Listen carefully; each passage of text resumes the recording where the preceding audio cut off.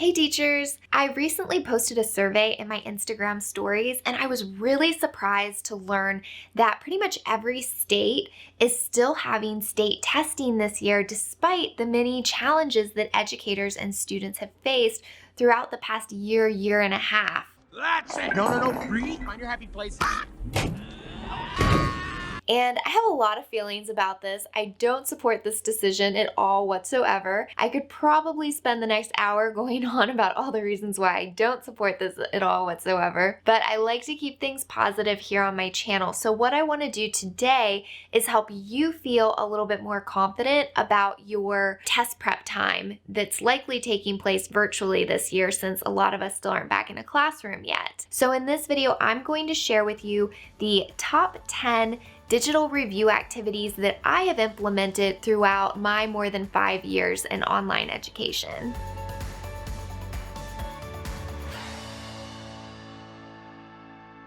Now, before we get into this top 10 list, I want to ask if you would please like this video and subscribe to my channel. It really helps this channel to grow, and it also lets you know every time we upload new videos, which is just about every week. We upload all kinds of teaching resources and ideas and tutorials just for teachers, and I don't want you to miss out on any of those things. All right, after you've subscribed, let's go ahead and move into this list. And one of the first things that I want to say, I've said in a lot of my videos here, and that is to think about what you're already doing in the classroom, and then how can you modify it just a little bit to make it work in an online virtual classroom. And this applies to the very first review activity that I want to share with you, and that is a four corners game. Now, you know, in a classroom, a lot of times you'll give students 4 options and then you'll call out a question, and each of the 4 corners in the room represents a response to that question, and students go to the corner that represents the correct response. Well, in a digital version of a 4 corners game, there's a couple different ways you could do this. The first way you could do this is by creating some kind of movement or motion to symbolize each of the 4 different responses. So then when you call out a question, students are going to do the movement, the motion, the dance that you've decided on for the correct response. Another more simpler way that you could do this is just by having students write the letters A through D on different pieces of paper and holding up their response.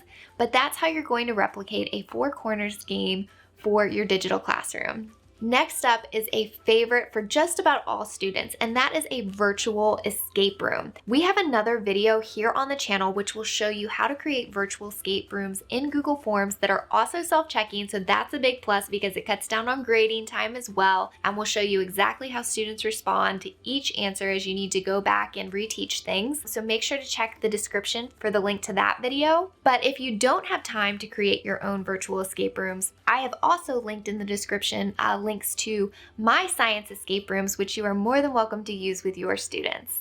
My third review activity is a Flipgrid discussion board, and Flipgrid is something that we talk about a lot here on this channel. And if you're unfamiliar with Flipgrid, what it is it's basically this free online platform for educators where you can go on and post a topic and then your students respond using video. They can also respond with text too, but I think the video is a lot more fun.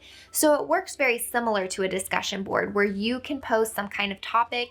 You could also have your students do a reading and then ask a question and students respond to that question, but your students are going to respond to your question and to each other using video, and it makes it really fun for students in a lot of ways because students can add like stickers and text and different things to their video responses. So in a lot of ways, it's kind of like allowing them to interact on social media, but in a really safe, secure platform that's strictly educational. So this is something that I think your students will really enjoy. My fourth virtual review activity is a virtual bingo game. I especially like these for math because you can call out a problem, students can solve on a piece of paper, and then respond on their unique bingo board. I also like virtual bingo games because they are really easy to create, and especially when we're getting towards the end of the year, we just need simple and easy because we've got a lot of end of the year stuff to do at the same time while we're reviewing with students. So I've got another video here on my channel, which is linked down in the description. I'll show you how to create unique bingo cards for each of the students in your class and push them out to all of your students in under 5 minutes in that video, so make sure you check that one out. Next is an easy review activity that I think a lot of people forget about, and that is using read-alouds to reinforce concepts and ideas. The great thing about read-alouds is you can find picture books for just about every elementary grade level to teach all kinds of concepts, from science to social studies to math. You can find fiction and nonfiction. There's so much variety. If you just go to a local library or bookstore, you're sure to find lots of options. We've made it past the halfway point. My sixth review activity is digital task cards. I like using digital task cards inside of Google Forms because once again, then they're self-grading and all I have to do is just scroll through each of the students' answers to see what it is that I need to reteach.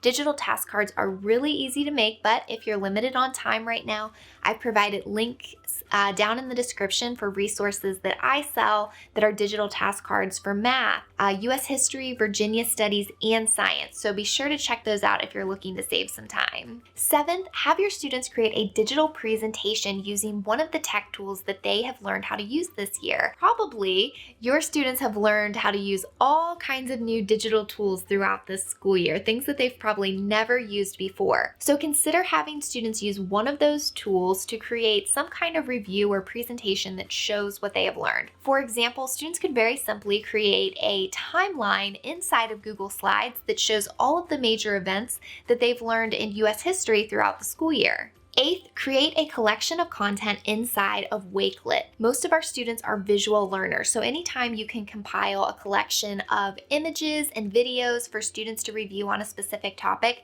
this can be really helpful during test prep time. I like to create these collections inside of Wakelet, and if you are unfamiliar with what this free educational tool is, it's exactly that. It is a program that allows you to curate a collection of images, videos, websites, readings. You can also link to resources in your Google Drive.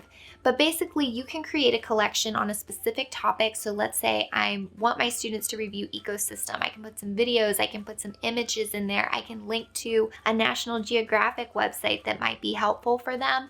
And they can go into that collection and they can review that topic, leaving all of the resources that you've left in there. If you want some additional information about how to use Wakelet, it really is a great program for teachers. I have a link down in the description of this video with a tutorial that I created.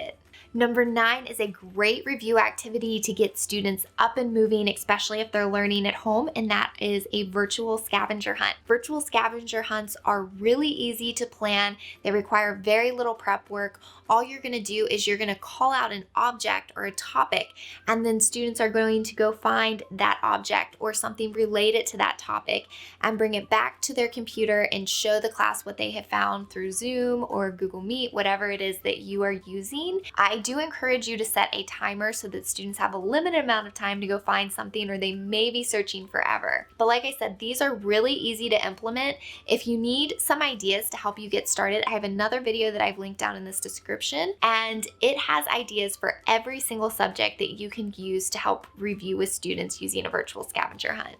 Congratulations! You have made it to the 10th and final review activity in this video. Thank you so much for sticking with me all the way until the end. So here we have it. Number 10, and it is a really easy one. Have your students submit questions inside of a Google form. Sometimes the best way to know what it is that you need to review during your test prep time is simply by asking students, what do they need more help with? The problem is a lot of times students get a little nervous and they don't want to say verbally or in front of other people what it is that they're still struggling with. So you can create a Google form where students can anonymously go into that form and submit questions that they have or topics that they would really like for you to reteach. This takes all the pressure off of students. They don't have to worry about feeling bad or what other people may think. I do recommend that you do this at the very start of your test prep season or before you even start with test prep. So that way you can incorporate those topics into all of your review games and activities.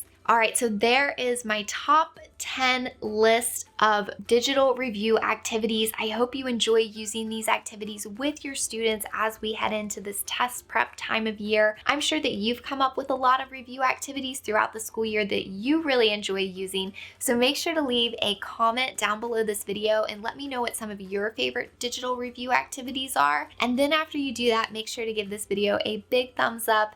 It definitely helps this channel to grow and it shows your support as well. So until next time, happy teaching!